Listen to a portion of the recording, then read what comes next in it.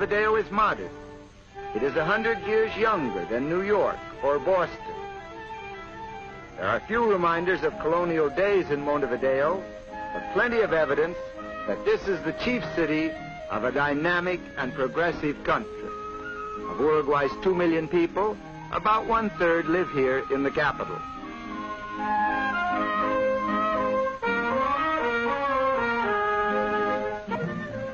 The state-controlled school system reaches every child, even those in the rural areas.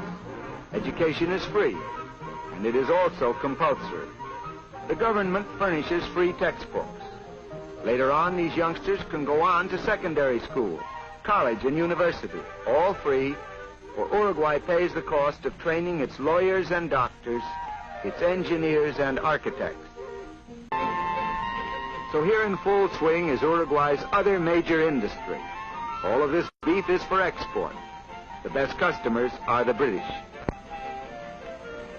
Today, much of the beef before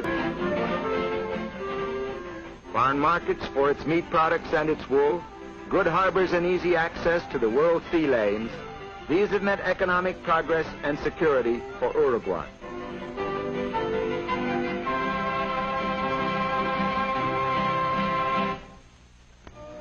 Uruguay's beaches are among the finest in South America.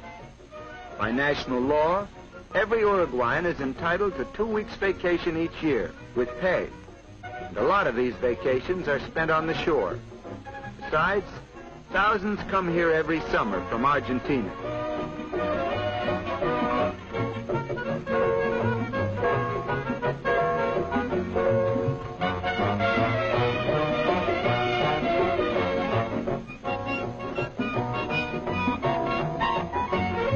A fine one built with public funds. Casinos and the lotteries helped in raising those funds. Here the poor receive free medical care, including the services of doctors and dentists. Other patients are here because the government's health insurance plan entitles them to hospitalization. It doesn't cost much to be sick in Uruguay.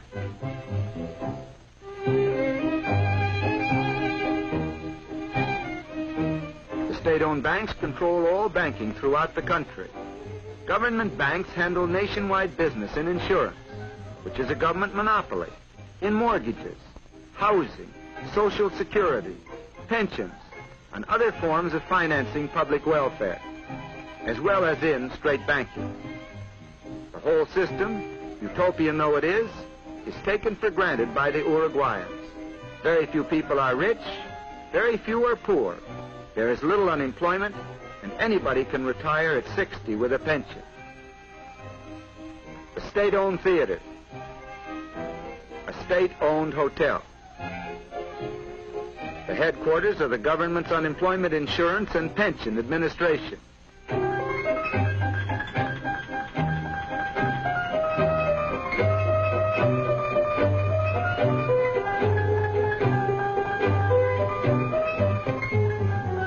The government owns grain elevators, just as it owns factories for processing cement, alcohol, and petroleum.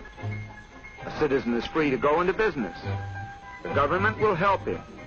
And in many cases, the government will compete with him, too.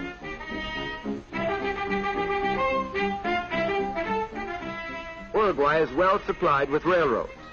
Some of the roads are British-owned, and some are owned and operated by the state, which has provided its lines with streamlined diesel trains.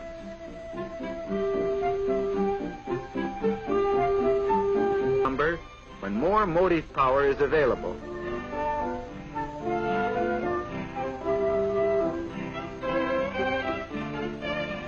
To that problem, the new hydroelectric dam on the Rio Negro is a large part of the answer. The new dam, financed by the government, was started by German engineers using German equipment. But specialists from the United States are helping Uruguayans finish the job.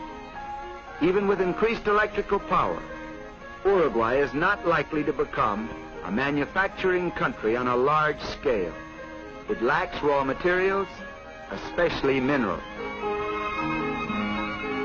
The stadium in Montevideo is a particularly good one. The brand of soccer played in the stadium is particularly good too. The Uruguayans just naturally take to this game. In 1924 at Paris, and again in 1928 at Amsterdam, they won the Olympic Soccer Championship. The stadium seats 80,000. That leaves only about 2 million Uruguayans outside, doing something else. The fundamental and important reason for that feeling is that Uruguay has a large middle class.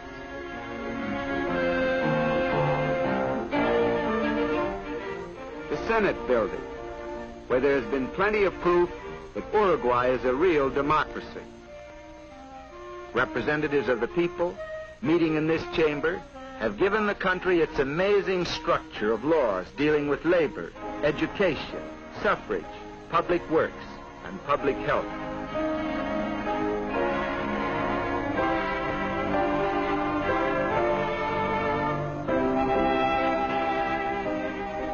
Note that some of the senators are women.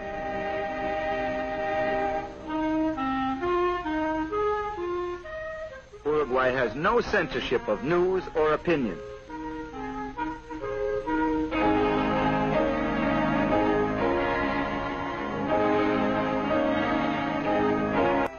It is an outstandingly progressive and democratic land, and Montevideo is indeed a handsome capital.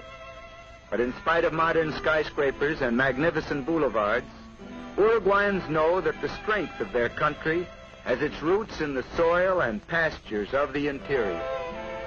La República Oriental del Uruguay, to give it the full and official name, is wide, sunlit, and productive.